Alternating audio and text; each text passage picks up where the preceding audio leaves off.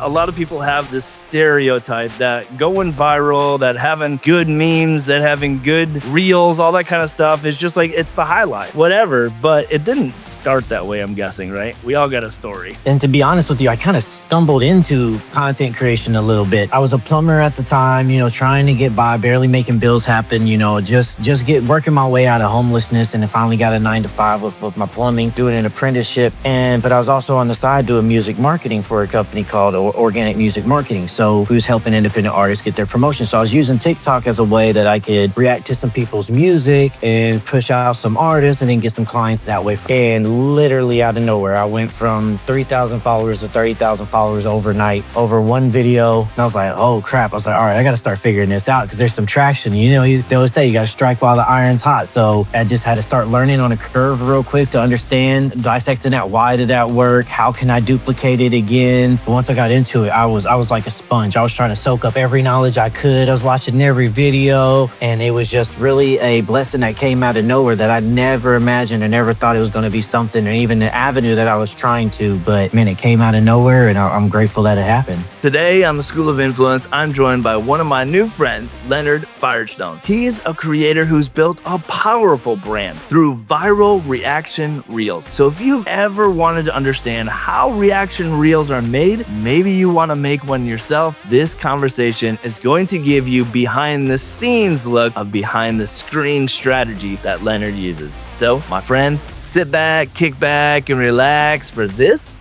is a School of Influence.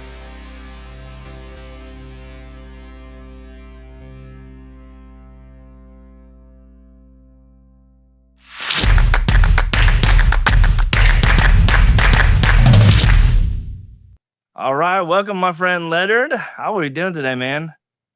Doing good, man. I'm glad to be here. You're looking good in your orange jacket and your orange suit, man. I'm loving it, man. Appreciate you having me here. Yeah, man, I'm so excited, man. I love the fact that you get to talk about going viral and talk about getting traction on social media, because that's not like super expertise of mine. And I love social media, but man, this is going to be an exciting thing. And at the very end, I actually asked some of my students some questions. Like, if you could ask somebody one question about going viral, about doing reels, any of those types of things. So I'm really excited for a quick rapid fire at the end, and you walking us through step by step what it looks like to create some of these reels. So I'm excited for that, man. I'm excited too to see what they have, the questions, and to challenge me a little bit to be on the spot and some rapid fire, man. I look forward to that. That sounds exciting. Good, good. Well, man, I know that a lot of people have this stereotype that going viral, that having good memes, that having good reels, all that kind of stuff is just like it's the high life. Like, you got it made, and you're funny and whatever. But it didn't start that way, I'm guessing, right? We all got a story. Yes, no, and to be honest with you, I kind of stumbled into content creation a little bit. Well, not a little bit, honestly. I stumbled into it. I was a plumber at the time, trying to get by, barely making bills happen, just get working my way out of homelessness. And I finally got a 9 to 5 with my plumbing, doing an apprenticeship. But I was also on the side doing music marketing for a company called Organic Music Marketing. So who's helping independent artists get their promotion. So I was using TikTok as a way that I could react to some people's music and push out some artists and then get some clients that way for, music marketing. Well, then comedy started to come in. Like, I was really into a dark place, and then I catch myself, what I kept gravitating to was some comedy. And some of the videos that I kept seeing, then they brought sparks and joy to my day. So I was really in a dark place. This was the one place where I kind of could turn something on, and it gave me laughter, gave me some joy, and then I could go back out in the day. And I was like, well, if this is doing it for me, here, let me react to some of these videos and share these with other people, and they can see it too, and maybe it'll brighten their day too. And literally out of nowhere, I went from 3,000 followers to 30,000 followers overnight over one video. I posted the video, went to bed, woke up the next morning ready to go clock into work, and it's blown up. It has like 300,000 views. There's 30,000 followers from it. And I was like, oh crap. I was like, all right, I got to start figuring this out because there's some traction. They always say you got to strike while the iron's hot. So I just had to start learning on a curve real quick to understand, dissecting that. Why did that work? How can I duplicate it again? And just came to that. So it was something I stumbled into, But once I got into it, I was like a sponge. I was trying to soak up every knowledge I could. I was watching every video, tutorials, other people's content, studying. And it was just really a blessing that came out of nowhere that I never imagined and never thought it was going to be something or even an avenue that I was trying to. But man, it came out of nowhere and I'm grateful that it happened. Yeah, yeah. What makes the reaction video like something that's worth creating? Like why the reaction? For me, it was that's what sold people is for me is it was always social media lays out the blueprint for you. You just got to go figure out the blueprint that is working for you because there's many different styles. So there's easy to get stuck. So authenticity is always one. Relatability is what you're looking for, and being genuine. Like you got to be genuine. So with me, what I realized is that that video that took off, it wasn't necessarily the video. It was my reaction to the video. I realized that people got drawn into the blue eye. So lighting was really good for me if I had that situation part good, getting their center. But my off the top reactions and faces to stuff that was kind of abnormal is what caught people. So I was like, all right, I got to hone in on that. Like the comments will tell you what's good and they'll also tell you what's bad. What I tell a lot of people, social media is remove your emotions because a lot of times when we hear haters, they're just hating. They just said something bad. They're just jealous. Sometimes there's some truth to it. Sometimes that's a hard pill to swallow because we want to jump into defense mode all the time. But maybe the hook wasn't good. Maybe your storytelling wasn't the best. Maybe your reaction didn't look genuine and it looked oversold. So how do you make sure you go back and you fix these things? Because sometimes the people will tell you in the comments exactly what you need to do. So for me, the reaction was my strategy was okay. That's what people liked for me. I don't need to force it. I don't need to act. It is my genuine reaction to these videos, and people seem to be entertained with that. And then the strategy outside of that was reaction videos for me get more views and more plays than original content is the strategy for me. And then it worked. And that's faded off a little bit now because we're getting into a different era of content. But when it first started taking off, it was, all right, if you're going to watch my reaction video, you're going to watch it one time so you can see the video I'm reacting to. You're going to watch it the second time to see my reaction. Then you're going to watch it the third time so you can see both of it simultaneously so you can enjoy the video in full. Or if you just watch an original video, I got it once, I processed, I'm scrolled, I'm past. So I can three times have the odds of getting more views, more engagement, watch time, all those things that would help me, especially with revenue and Excel, help me with the algorithm, just because I've added layers to the videos that I'm doing that requires your attention longer than just one time or just within 5 seconds. Dude, that's gold right there, man. That's I love it. I love it. I love it. I never even thought about that one. I know watch time and the shares and all that is important. But yeah, Yeah. watching and now that I think about it, as I've been watching some of your reels, it's like, I did. You're right. Man, I did do that. Quit reading my mind.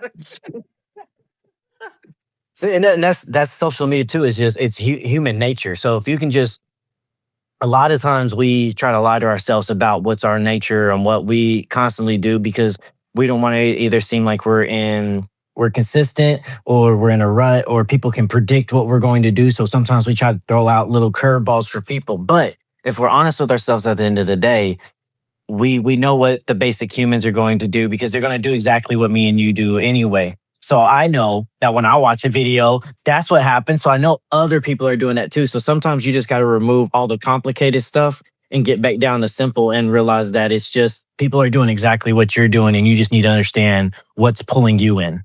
Yeah, I love that. I love that. So let's get tactical for a moment. All right, so you have All these right. reaction videos, and how do you pick what videos you're going to react to?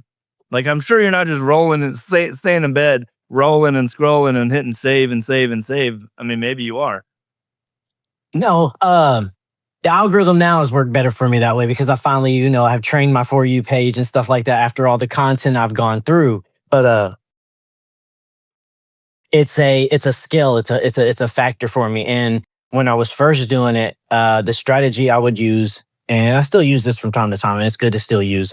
You go into the search of TikTok and whatever it is that niche that you're looking for. For me, it was comedy, humor, fails, shock and awe factor, stuff that's in that area. And then I'll go figure out. I can go filter. All right, what's been viral within this week? Then they can start showing me videos in context. And now, do I need to hit every video of those reaction? No, but it's letting me know what is working right now for people. And I can judge and I can scale from that and I can see. For me, it is now, it's not just something that shocks me. It's not just something that catches me off guard. It has to provoke me to do something outside of just like and comment on it. If I have to share this to a buddy, if I have to repost this, if I have to go tell my friends about it and I can't stop talking about it, and when I go see my friends and I'm going having a dinner date, I'm like, bro, I just saw this TikTok. This dude was doing X, Y, and Z. You would not believe it. That's the things that make me have to react. It's not just the thing that's like, that's cool. And then I scroll. It's the things that I want to tell other people about. It's the things that constantly remind or that makes me want to, share and talk to other people about. And then because word of mouth is a free marketing or is the best marketing because it's free marketing. So if it can genuinely make me do that, then I know it's genuinely going to make others do that as well. So that's kind of the factor for me. It's not just do I like it? Do I think it's funny? Does it move me to do something outside of the norm as content, meaning like or comment? Yeah. That's good. That's good. So when you find one of those, let's say Yeah. you find one and then you save it, how do you like capture that and then bring it into being ready to be able to create a reaction? First starting off was Duet, we could just duet it with TikTok. So it was, I had to get into the mindset of trying to remember my authentic and genuine reaction when I first watched these. Because obviously I just can't find content and just blind react. Now there's sometimes people send me stuff and I can do those, but for the main majority of my content, I have to, scan it and scale it first before I can do it. So I got to a point where, all right, when I watch a video, I'm almost remembering and saving how I initially reacted to it, how it first initially made me feel. And I keep that and I've gotten better over the time of remembering exactly how that's made me feel in that moment and freezing that time. So I think that's kind of what it is. It's just genuinely feeling what you feel in that moment, freezing that time, and then you take that extra step of, okay, what are jokes? What are things that I can add into this that'll be a little funny? And sometimes you just need to go in there and just be the authentic of your reaction. And then sometimes you need to add in those little spicer ups or those little jokes and those little punchlines that help you through.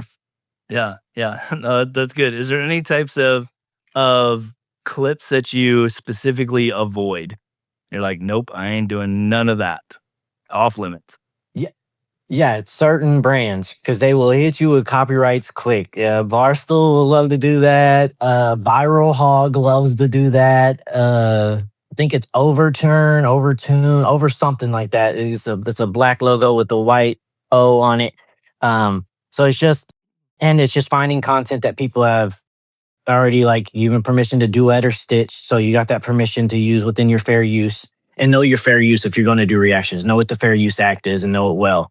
Um, it's staying away from those bigger pages that pay people for their content so they can post it like the bar stools. But then you just find other content creators that are a little bit smaller, and you can always reach out to them like, hey man, I like this. I'm going to react to it, this and that. Sure. And people usually are appreciative of it if you're actually adding some type of value in the reaction, not just sitting there pointing at the screen and everything. Yeah, I bet. I bet. Well, I've pulled up some of your reels, and would love to go through this first one and really just we'll watch it, and then why did you pick what in the world you picked, and All right. viewers get ready because gotta pick some fun ones. Let's see what we got here. All right, let's do this one. Sorry. Okay. Was somebody still blowing the yard? That's not uncommon to be doing during snow. I mean, it's just working. I mean, if it ain't stupid if it works, but what did my sir, dude? What do you be consuming? Because I need some. Because I ain't never been on this level. This level, I need this level. I mean, come on, dude. I mean, you still get a reaction, and it's you reacting. Yeah, it's just because it's a great clip because and I think for me what made it so good is how they filmed it and how they set it up. That slow pan because you could hear it, so you start making your assumptions of what it is. And just like anything in comedy that's ever been taught to me that I've ever learned from anybody, especially in telling jokes, is the punchline can't be what people are expecting. And not in a million years was I expecting a lawnmower to be the other end of that. I was just not, and I was like, it's the perfect punch line for the perfect setup. It got me 100 times. It still gets me to this day. So it's one of those things where it's like I still talk about that clip when I go see other people, and like I don't talk about it as my reaction. I just talk about their clip and everything. So it's still one of those clips that resonate with me, move me, and it just had every aspect of perfect comedy. They just did a beautiful job setting that up. It's great, and your reaction was like exactly how I would have reacted to it. Did you know like your angle of how you were gonna take that like right away? No, that one actually, as soon as I saw the lawnmower happen, I like stopped that video, went and reacted instantly. I was like, I can't see no more. I don't need no more. Like, I don't know if I'm gonna be able to remember the jokes and things I'm thinking at in this moment. I was like, we just gotta go roll real quick. So I got up real quick, set up everything on my mirror, my light, and we went ahead and recorded it. And then the jokes just came right off the top with everything there. I was like, this is it was just one of those that was just I was like, man, this it caught me so off guard. I was like, I gotta go do it now, or else I'm not gonna be able to remember this moment. How long did it take you to be able to get into that mode of like, I'm just gonna go and react. I'm gonna go and do it right now. How many takes do you do of those things, or do you just do it once? I mean, sure, now you've gotten practice with it to be able to do it and get the right angles and the right jokes at the right time. But how do you plan that? It's almost instinctively for me because it's like authentically giving me that reaction. So I honestly I just gotta go right then. So I got to do it as quick as possible so I don't lose it. So as soon as that hit and I saw it, like I said, done. I left the room I was in, came into the room, I filmed in. We're gonna do it right then, and it was one shot. We went through there, ran through it one shot, looked at it, and just let it go. Now sometimes we got to come through here, shoot a couple times because I'll stumble over some words sometimes, or I'll mess up the punchline. So then I'll have to come back and redo it. But most of them are usually one shot right through. And I try to, because if I do it too many times, then it starts to feel like acting. And I try to get it as authentic and as genuine as possible. I bet Thanksgiving and Christmas meals when people are sitting there scrolling on their phones with you is like, oh wait, hold on, I got to go record this reaction video quick. Yeah, yeah, that happens. Like when I know there's certain things going on, like I can't. Like most people's like, oh, in my spare time when stuff's going, on, I got some time. I'm gonna scroll TikTok. I'm like, I can't because I know if I see a video, I'm like, I gotta go react. I gotta go. So it can mess up things real quick if I pull that phone out at the wrong time. So do you plan time? Like, do you plan like an hour? Like, I'm gonna sit here, I'm gonna find stuff, I'm gonna turn around and react to it, or how does that work? Yeah, I have blocks during the day that okay, this is time that I'm dedicating to scroll that I'm actually, looking for content that I am so purposely I'm just looking for content. So that even means when I was scrolling that, even if it's something I would normally stop and watch and engage with normally, is I'm gonna scroll past that because there's content I have that I watch for my own purpose that I enjoy, then there's content that I do for my reaction. So for me, I have my For You page kind of set up where that's the videos I'm looking for reacting. And then for on TikTok, where my following is, that's the things that I actually watch and consume for myself. So I've set it up that different two ways. So that way I know that when I'm in that For You page and I'm looking for content, that's where I go. And then when I'm looking for certain things that's actually more hit home, I have a divider in between. Otherwise, you start confusing the algorithm a lot, and then it don't know what to do, and then it just throws you out there in la la land, and then you get nothing of what you want. Is it strictly TikTok where you find the most of the things with the For You page? Is that like your go-to? Mainly, yeah. It just seems to be easier to find there. Sometimes we find them on other platforms, Facebook and Instagram, but mainly it's just TikTok, just because the algorithm's been so friendly and so loving to us of bringing people to us, and then the community there is so welcoming and opening. They tag me there more, they send more content to me in messages there than I do it otherwise. So yeah, TikTok's mainly where I get it, but I get suggestions from all over, and I take it from all over, but it's heavily more on TikTok. Yeah. Do you do TikTok lives along with that? Does that help drive your engagement and stuff like that? I do TikTok lives very, very rarely, but it does help. It is extremely very beneficial, and it's something even I'm on myself about doing better about. I'm just not so good about talking to an empty camera. I need people like to bounce off of ideas, and some people are very good at just talking to the camera. And if you can do that, that is a gift that I am jealous of. And I am working very hard and paying a lot of money for coaches to help me get over that. So if you can have that, yes, go on live talks because people, you can network, you can get a following that way, you can reach people that way, and you can make money off of your lives as well. So they're very beneficial to have Mhm, mhm. and to do. Yeah, definitely is, definitely is. And so, okay, so you find your video, you do the reaction. Let's talk about some of the logistic aspects of it. You know, we all know creating social media, you gotta have a good hook. Gotta have a good hook. So how do you come up with knowing, are you gonna start on screen? Are you gonna start off the screen? Is there gonna be a caption? I mean, I know some of your videos don't have any captions or anything on it at all. How do you decide what that initial hook looks like? For me, like, because we've shifted here within the past couple weeks of content and how the content is linked. So beforehand, it was that text on screen, right? How we had side by side duets and that text on screen. That text on screen was our hook, was our very, very important hook because majority of our views do come from Facebook and YouTube, and then we get some trickle in on TikTok. But those platforms show the thumbnail of the short first. So if you don't have a good, cover photo, they're not gonna look.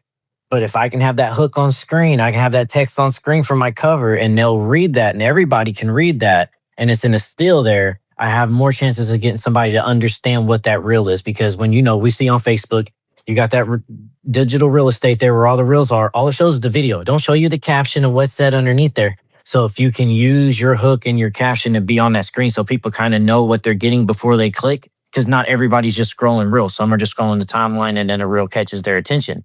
You want to be that reel that catches their attention. So that hook doesn't always necessarily need to be the thing you say within the first 5 seconds. It's sometimes the thing you need to have on screen that people see first thing when they see your video as well. But the first 5 seconds is very crucial of kind of explaining what the video is going to be without overly explaining what the video is going to be, especially reaction wise. Now, if you're giving a tutorial, in that first 5 seconds, you want to hook them in and tell them what you're going to do and how you're going to do it in that first 5 seconds. And then you spend the rest of the video delivering on that promise. And that's exactly what you do in that situation. And that's kind of what I'm doing with the reels. The hook is kind of setting you up for what the video is. And then me and the video and my reactions are going to deliver on the entertainment promise of the other end of that. Yeah. How do you know if you're gonna be in the video at the beginning of it? Like if you'll be on screen or if not, or if the whole, reaction part or the whole video that you're watching is on the screen? Now it's more determined because these platforms don't like that side by side edit now. Yeah, they either like you green screened over or they like you cut in before or after. For me, I like the video to start beforehand and give you those first 5 seconds. Now you can cut in beforehand, but I think that requires certain videos, especially reaction styles. You can come in like, look what I found. I saw it. You got to see it too. Those types of things, and then you can show the videos, and that's a good hook to get people in. But that's also a hook you can't overstimulate. So sometimes if you got a good video that you're reacting to, that video is a good enough hook for yourself outside on top of whatever text you're going to put up there at top to help grab their attention as well. Yeah. No, that's So I say put the video first and then you after. That way you can carry on as much as you want. But there's also some points too where you want to kind of cut in, show video, cut in you reacting, looking at something weird, cut back to the video like, am I sure am I seeing this correctly and everything? So there's different ways, but I would say majority of the time is the video first. yeah. All right, cool, cool. Well, let's look at this next one and tell us what you were thinking as with the hook. So we're over here to move unlocked. New move unlocked, and then dude pulled up to fight but wouldn't get out of the car. I mean, I'm curious, and I watched it, man. Like it's drawn me in already, and I already know what's gonna happen. Yes. It is So let's yes. let's hear why you chose this first, and then let's watch it and see if the reactions are the same. I chose this first because what comes you're definitely not expecting. You're not at all. So you see, especially with the caption at the bottom, like dude pulled up to fight and wouldn't get out of the car. So you're like, okay, so this is about to be one of those scary videos. Like maybe he breaks the window of the car, maybe whatever. He's about to do some damage to the truck. So it had that setup of everything you can kind of predict isn't what's going to come happen. So I had that perfect punchline set up. And when I first saw this, I mean, I was stumped and stopped for like, man, I had to pause this and go around the house looking shocked, like, no, he didn't. Like, whoo, okay, I got, you know how many times I've been in this position? I could have done this. I didn't ever think. So I was just stuck on it. So I was like, no, this is absolutely a video that has to go because I just couldn't get over it. It was paused on my phone for minutes. All right, now that we have everybody in suspense, let's find it. I'm here, home. What good? I'm here. Damn. Whoo! Whole time you thought he was scared to get out the truck, and he was about to show you a whole new move he unlocked. Yeah, and it's a whole new move. Everybody who saw that in the comments was like, "Oh yeah, I'll be using this one. I never knew. Add it to the arsenal. Check." Like everybody in the comments, like, "Yep, I never thought of this one, but it will be used regularly." I mean, it is. I mean, and exactly how you led into that was exactly what I was thinking as I read the hook. I'm like, dude, yeah, I mean, little pansy, he's not gonna get out of the truck. Little baby, like what's up with that? Oh, yep. You had that whole belief of the dude in the car was like, I guess, in the aspect of the person that was about to get, done in the video and get a life lesson in the video. But I actually, he was about to be the person that gave you a life lesson and taught you something. And it was just, you didn't see it coming, you didn't expect it. It was beautiful. And like I said, the new move unlock caption of talk had to get, because I know that grabs everybody's attention because it's just, what are you talking about? New move, what new move? Okay, I got to see this. But no, regardless of what it is, because we've used that hook many, many times before, and it never fails. But the hooks cannot be clickbait. Like whatever your hook is, it has to deliver on it. So you always have to make sure of that, because once you do it and then they reel in and they go click, if it doesn't line up with what you said, they're never going to trust you again. And you do not want to lose that trust with people on social media. Yeah, no, it's so true. It's so true, and you can lose trust so fast, especially on social media. Because man, there's a billion people on there to be able to go and watch. But no, Yes. I think that's good. That's good. Cool, man. Well, that's good with how to be able to find them, how to be able to get a hook, and what that looks like. What you be able to say. One thing that I recognize is your reaction to it, but utilizing your voice in different ways, the different reflections, the different ways that you engage, and you can tell that you're genuinely doing it. You're having fun doing it, and you're seeing the joy in people's faces, even though you can't see them. But how did you get to that extent to where you could exaggerate it to the extent to where it's not normally how I would necessarily personally be able to react, but it's how I visualize myself reacting. Yeah, I think it just comes from influences of what I watched growing up as a kid, as I had to get over time, because that's a question a lot of people ask me, and I'm like, for the longest I didn't know I was doing this. I Not until I got in front of a camera and played back, I was like, I didn't realize voices inflect and change, and I didn't realize my facial expressions look like this. I didn't catch on to it. But as I start watching videos, and I'm like, man, the Jim Carreys, the Red Skeletons, the Three Stooges, the Cat Williams, the Dave Chappelles, the all these guys that I've watched over the years and study and been fascinated with. I was like, I can see every little bit of that in all of everything that I'm doing. I'm like, I can see every little bit of their influence. So I think I was just subconsciously studying, being a student of comedy for so long that I used to. I mean, Ace Ventura, when I was growing up, was one of my favorite movies to watch, and I used to embarrass my parents all the time because I would act like Ace Ventura, do the butt talk and everything in public. So I used to embarrass them all the time. So I just think it was just those moments of me constantly being a class clown, trying to make people laugh, that just it was embedded in me all the time. And Jim Carrey was definitely a huge influence on me. So I think his movies and stuff helped me try to duplicate a lot of his facial expressions at times at watching movies, but it's something that just comes natural. And that's why sometimes I just try to get that filmed in one or two shots just so it doesn't feel like acting and it is just my natural being and thought process coming out. Yeah, the two people that came to mind was the first one was Jim Carrey. Immediately, I was like, "Oh, The Mask." Like I could definitely see The Mask. right there. The other Yeah. one's Adam Sandler, man. Like I could see all those different facial Yeah. reactions and things. Same thing that Adam Sandler would do. Back in the day. Now he's got a little different stuff, but it's still Yeah, no, his Saturday Night Live stuff, his prank call stuff. Yeah, I used to watch that stuff. And there's so many comedians I've watched that have helped with that. Like I am doing a disservice not listing them all, but it's just been so many that have influenced me, especially with how their facial expressions are. I don't know, probably a lot of people don't even know who Red Skeleton is as a comedian, and probably are surprised that I know who Red Skeleton is as a comedian. But man, he was hilarious too, how he did things.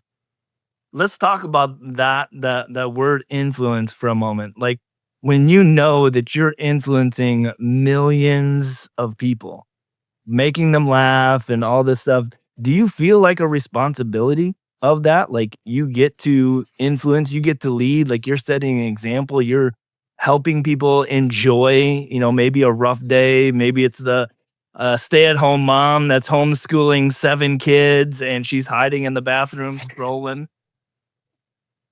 Yeah, yeah, no, there's definitely that pressure. I mean, there's that joy of it when you can, uh, look in the comments and see what everybody's saying. But yeah, there's that side of pressure of like when's the video that's going to be the last video? When's the one that's going to hit when they're tired of me? When is the one going to hit when they're no longer going to, all right, this is enough, this is played out.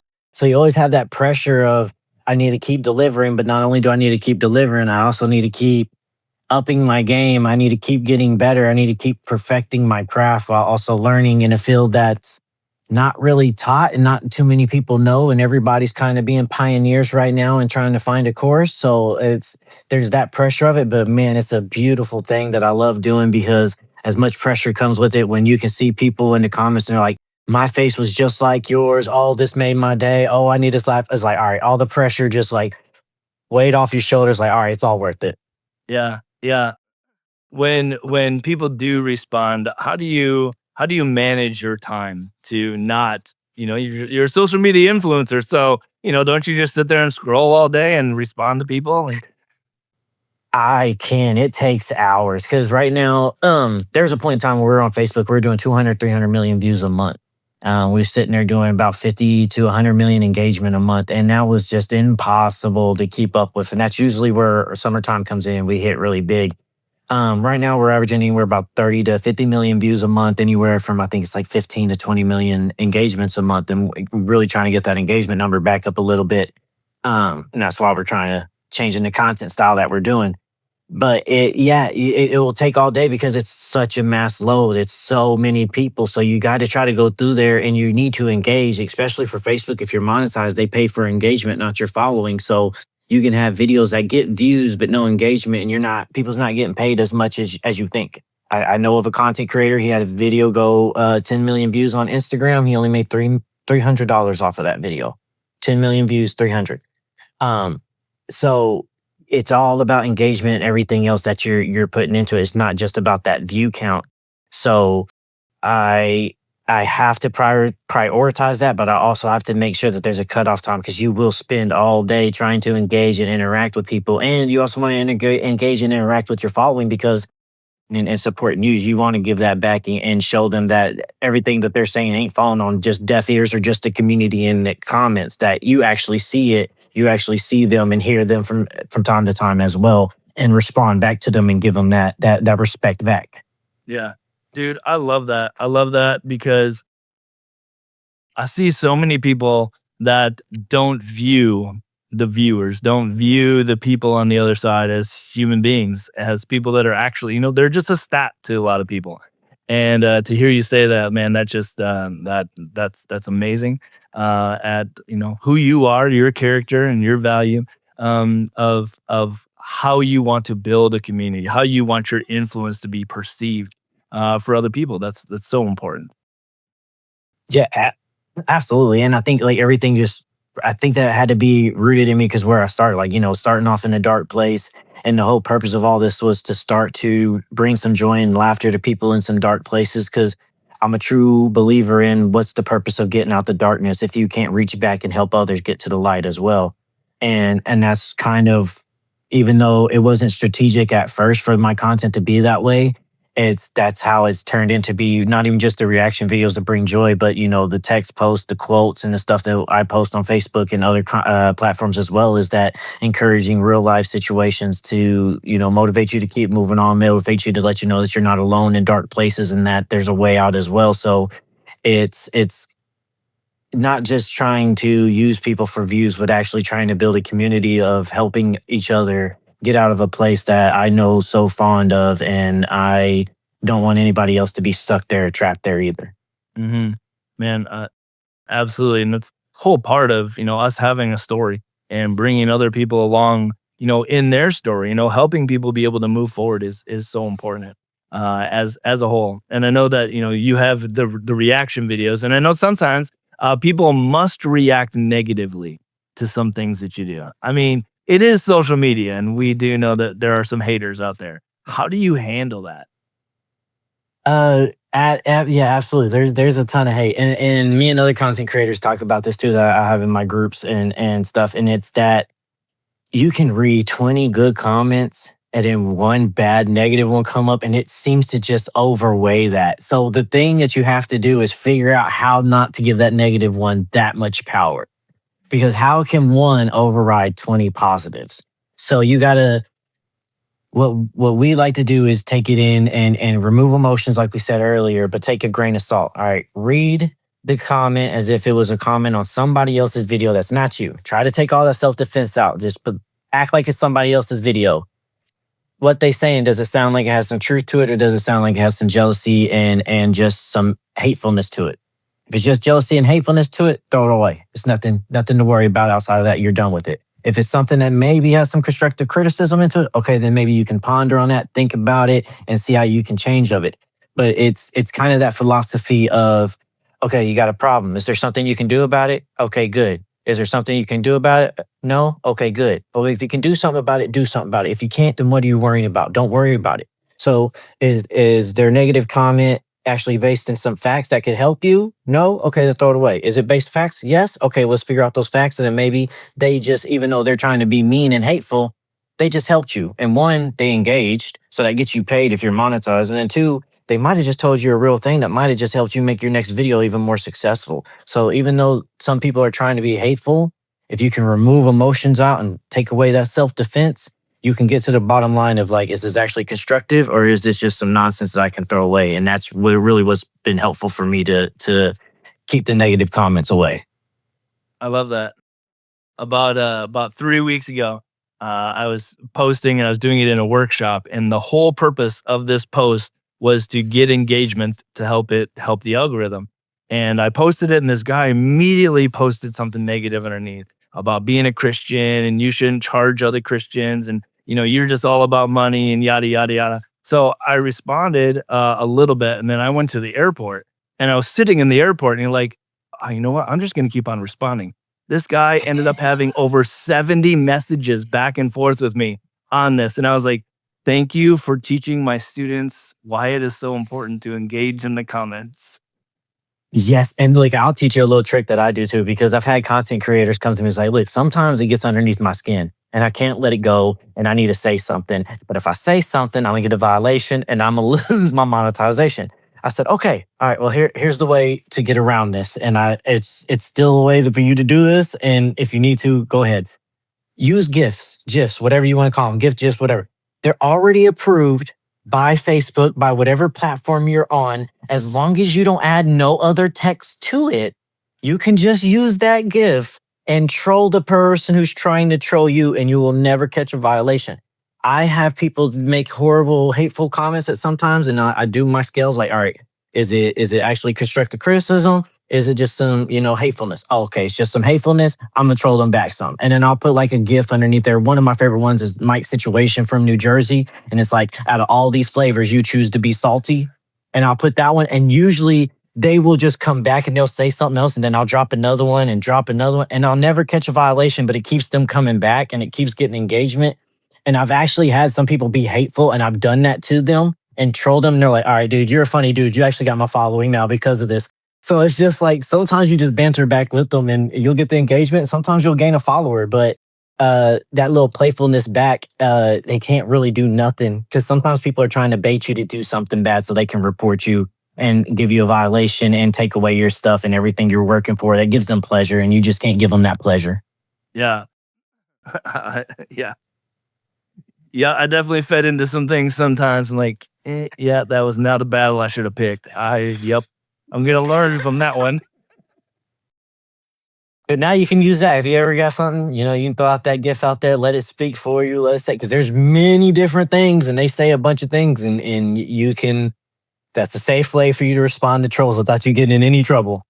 I love it. I love it. So you talked about possibly losing monetization. What's the biggest simple error that you see people make that's like, maybe they just didn't know any better, but it's an easy fix. Like just don't do this. When you're taking your videos from TikTok over to other platforms and you're still leaving your watermark on there, I see so many people do it and they're not going to pay you. They're not going to register for it. They have it in every of their bylaws and community guidelines that any video with a third party watermark is not going to be monetized. So you just don't want those things on there. And I have a lot of people do that and they're like, I post videos to get views and they're not. And then I go through and there's TikTok watermark all over it. And I'm like, that's why. Just change that. You can download off of your TikTok without getting the watermark on there. You just go in your settings and change that. And the other thing is just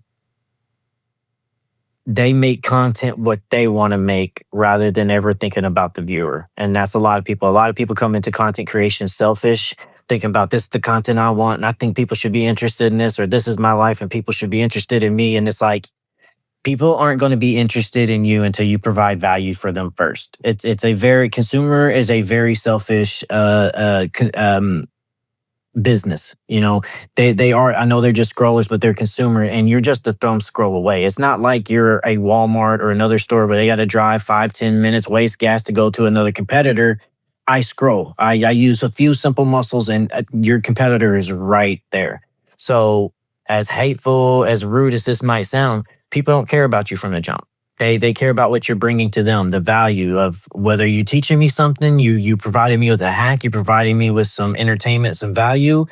Outside of that, and until you prove and provide that side of it, they're not going to want to sit and invest in you and your time and your story until you show them there's a reason to invest that by providing value first. Yeah. So good. So good. All right. We got one more reaction video here. And Yes, sir. This is one that you kind of led into a little bit about, not being half screen, but, starting off with the actual video first. So let's watch this one and let's see what's going to happen here. I mean, yep. Okay. Let's just watch it. Yeah.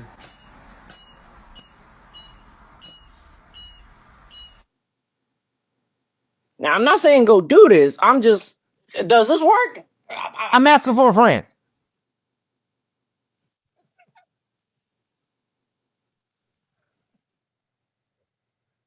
I mean, yeah. And I'm still curious about that. Like, how is that actually working? How do people figure this out? Why am I like, you don't do this, okay? I'm not saying go do this any means. I'm not condoning go steal it at all. I'm just saying my curiosity mind wants to know why this works and if it works, because my knowledge, coins and money ain't magnetized, right? It ain't. So how does the magnet work? I'm not sure about this.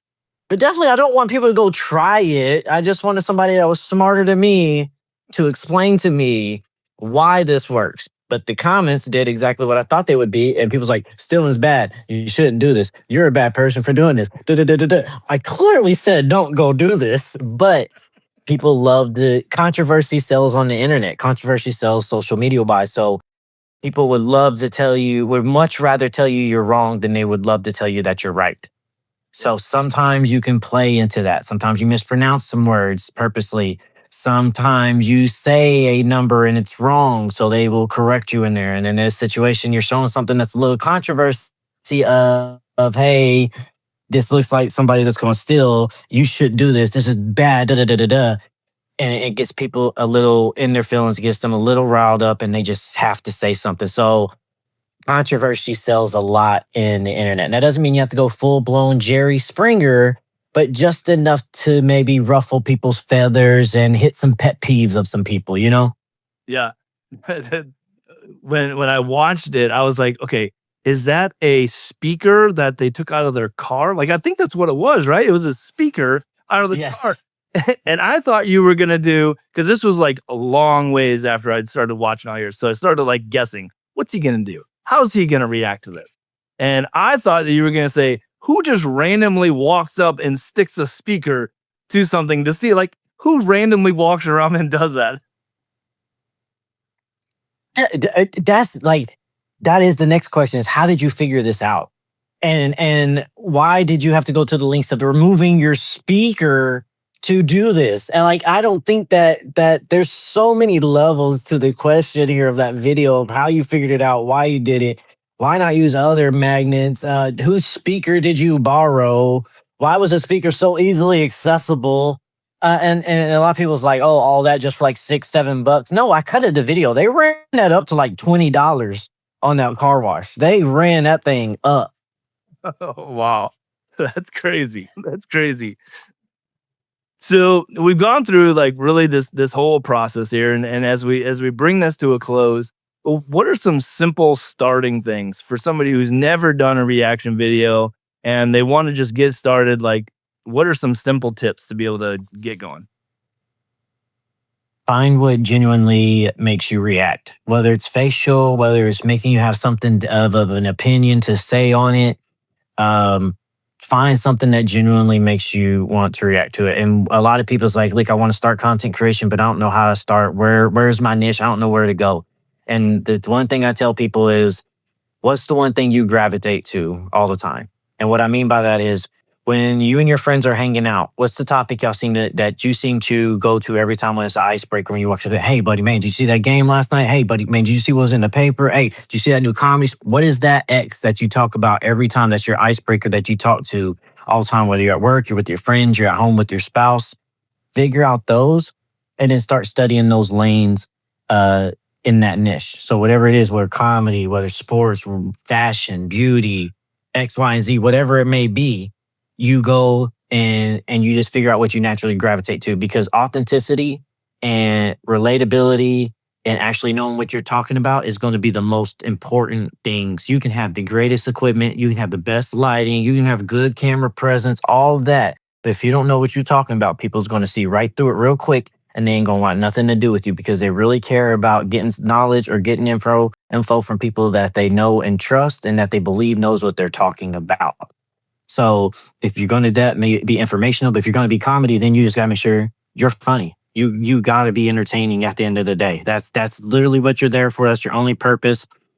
I know a lot of people look at it like dance puppet, but it's you wanted to be entertainer. You wanted to laugh. So like that's our jobs as entertainers is to put on the best show ever. Taylor Swift just can't go on the stage with her guitar and be like, well, y'all know the songs are good. Y'all should just enjoy me here singing them. No, she goes out and she puts on a big, entertaining, beautiful show to give the audience what they came for. So if you're going to entertain, make sure it's very entertainable. So just find your niche, find what's genuine to you, what you know about, because people's going to be able to pull out if you're being fake, if you're being phony, if you're talking about something you don't really know about, or if you're forcing a reaction because it's trending at this moment, but it's not something genuine to you. It'll get old real quick and the viewers will see that. Yeah. No, that's good. That's good. All right, you ready for a couple of rapid fire questions here? Oh yeah, I'm ready. Okay. All right, good deal. What's your favorite color? Oh, blue. Blue. All right. Easy. I love blue always. That's why I got the eyes, right? Did you dye your eye colors or something? Hey, you can't know the secrets yet, okay? We can't let those out yet. What's your favorite platform and why? I think it's TikTok. Even though it's not the one platform I earn the most from, it's the one that I see like has the most positivity and has a really good community. It's just fun there. It's a lot more different. Like you get on Facebook, you seem like you get a lot of hateful stuff. And like sometimes you can go to TikTok and you can ask for something informational and they'll give you information and help. And sometimes you'll ask for something informational, and then everybody in the comments will just troll and be very unhelpful. And it's very hilarious to me too. So it's just like a really good time there. And I think it's TikTok for me right now. I love it. I love it. If you could partner with any brand, who would it be? Dr. Pepper. I have been a Dr. Pepper fan for years. I have tried to get a brand deal with Dr. Pepper for multiple years. Uh, yeah, I am a very heavy supporter of Dr. Pepper. So it'd be yeah, Dr. Pepper hands down. I love it. Well, when you do bring it, they're connected with Fanta, right? Yeah, I believe so. So, Yes. I mean, I'm more of a Sunkissed person. That's who I'm going after is Sunkissed. But I mean, hey, if we can get Fanta and Dr. Pepper, let's do it. I'll make sure it's an orange bottle too, match the suit and everything. We'll get you hooked up. What's the number one tip you would give to a newbie? You kind of talked about that, but what's one tip that you would give to a newbie? Um, let's see, good one I ain't give. Yeah, that remove emotions is a big one, but just get out of your own head, get out of your own way. Gary Vee has said this many times, and it's helped me a lot too. And I know it helps a lot of other creators. It's not high school anymore. Nobody cares. And if you're worried about them caring, that's not your audience anyway. That's not who the people you're going to. There's so many people out there to do what you want to do. Just go out there, take the dive, try whatever it is. Why stop and what are you worried about? And a lot of people stop on content creation too. 'Cause they're like, well, what if I do a bad video? And they always, relate it to like being embarrassed in public. When you do something embarrassing in public, you think everybody sees it, everybody stops, the whole room stops. And sometimes that does happen when you're in public. And they get that psychological hit of the same thing in content creation. Well, if I put it out there, everybody's gonna see it, then I'm gonna be embarrassed because it's bad. No, if it's bad, nobody's gonna see it. If it's bad, nobody's gonna see it. It's not gonna be embarrassing. So just record, just put it out there. It's the opposite of real life. If you do something bad in real life, people see it and it's embarrassing. Content creation, you put it out there, it's bad. Nobody sees it. Try again, re-record it, take that one down, re-record it, try a different hook, try a different angle, try some different lighting. Nobody says your first take and first try at the video has to be your only try. So just go out there and try and don't be so hard on yourself. It's not gonna hit first always. So give yourself some credit, some leniency as well. Yeah, I love it. How long do you suggest a newer person keeps at it before they're ready to give up? Oh, just always stay at it. Just always. If this is something that you really want to do and you have fun doing, stay at it because you you're not always necessarily doing it for, the fame, the following, or, full-time creation.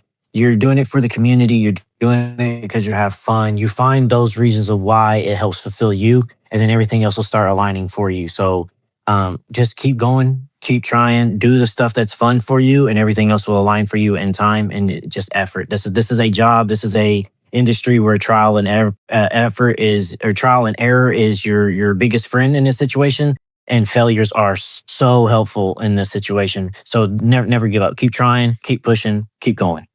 Love it. What keeps you going and motivated when things get tough or you have a bad day or a bad week?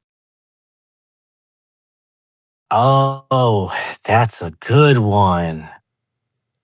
Many things, but from a content creator perspective, it's is getting that reset. Whether you got to go outside, get some sun, but then also for me, it's diving back into that community. And I know not everybody has a following, so you can dive into a community, but we all have groups, Facebook groups, Reddit groups, Discord, something that we have that we have a group.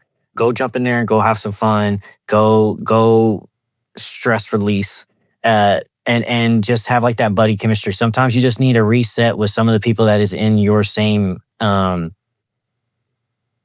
bracket of life, I guess, for lack of words. It's in the same area as you. That's what you're doing. That can kind of understand, so y'all can both kind of release some steam. For me, I just hit up other content creators and we just kind of just talk and joke and go over things like, all right, cool, I can reset. So, and if you don't have that, and I didn't have that at the beginning, that's where I scroll and like, all right, my favorite content creators, I'm gonna go check out some of their videos.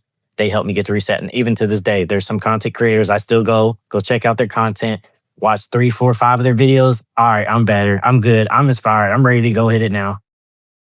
I love it. Yeah, yeah, yeah. All right, two left. Do you format your reels and posts and carousels, whatever all you put out there? Do you format them for each platform differently? Um, Slightly, very slightly.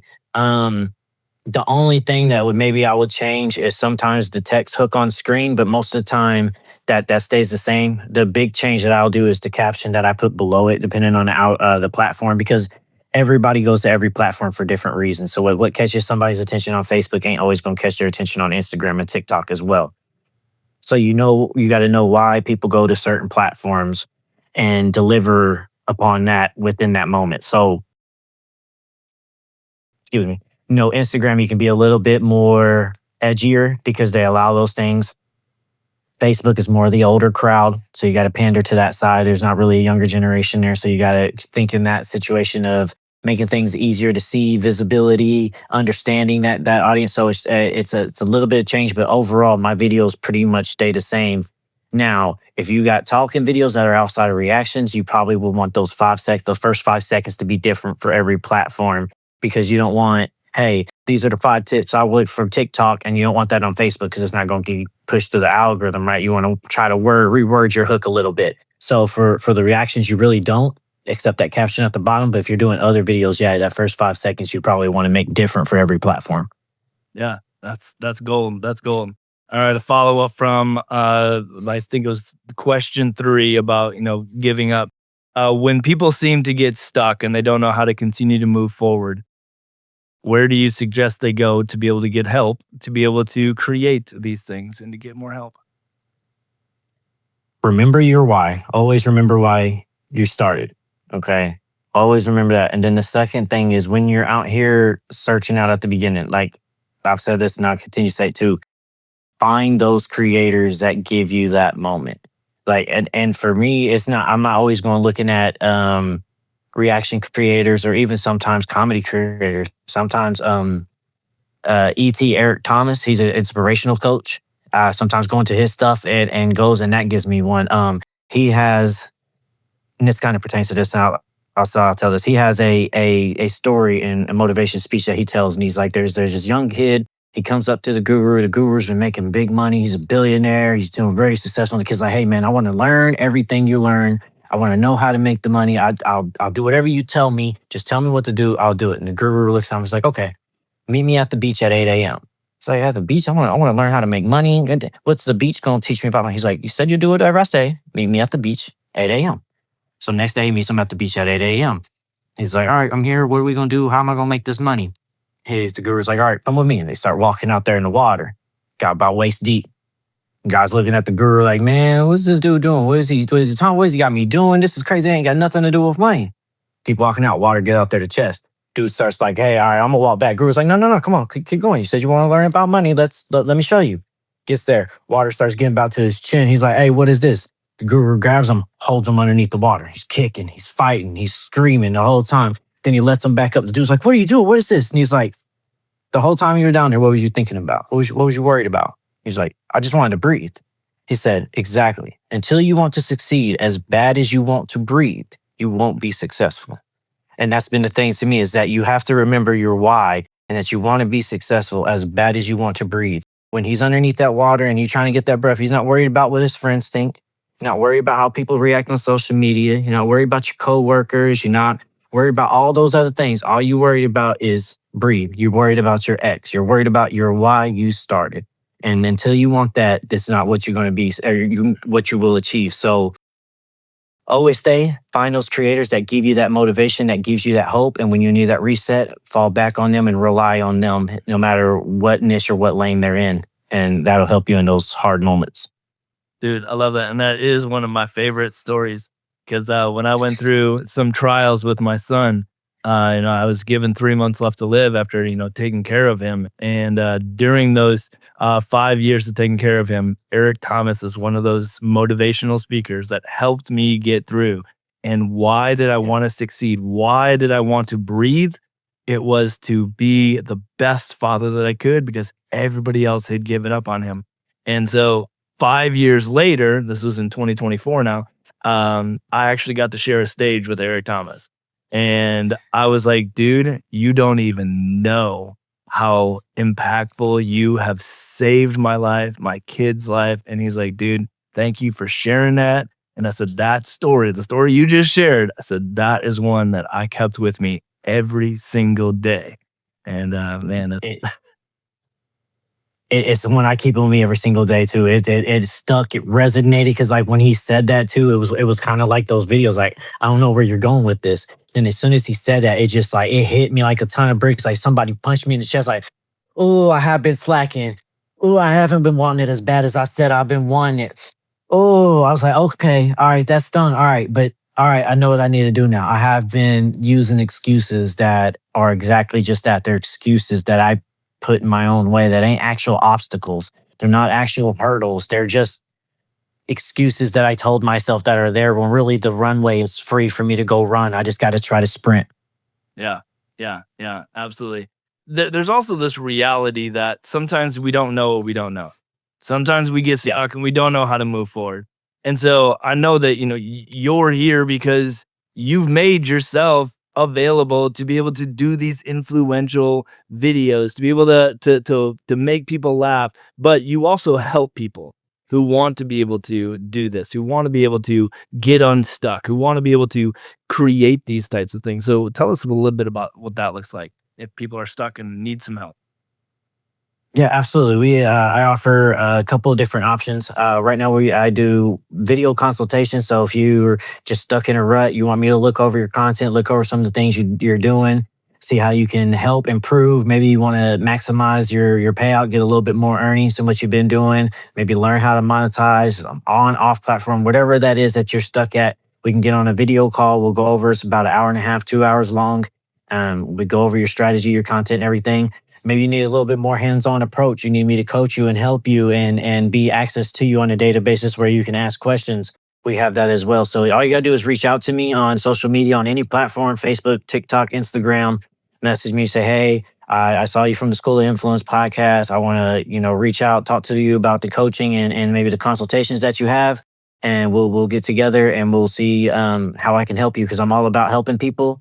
And I love doing that. Like we were talking about before we got on here, man, I have so much more joy and get so much more pleasure from helping others achieve their goals than I ever get from my views and my numbers and everything that I do. It's an enjoyment to see the looks on people's faces when they finally achieve what they thought wasn't achievable. And it's like, man, I believed in you the whole time. We just had to get you the right tools and show you how to do it. And so if that's you, if you need something, you need some help, consultation, talk, or you need some more hands-on approach, just reach out to me directly on a DM and I'll be more than happy to help you.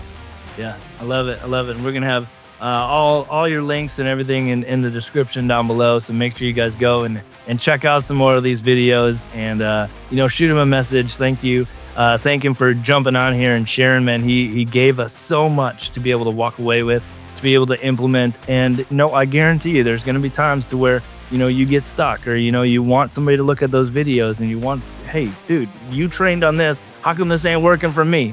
I guarantee you he's going to have a reason, and it's probably because you're not him. So let's figure out what it is for you. I know that's how it works a lot of times.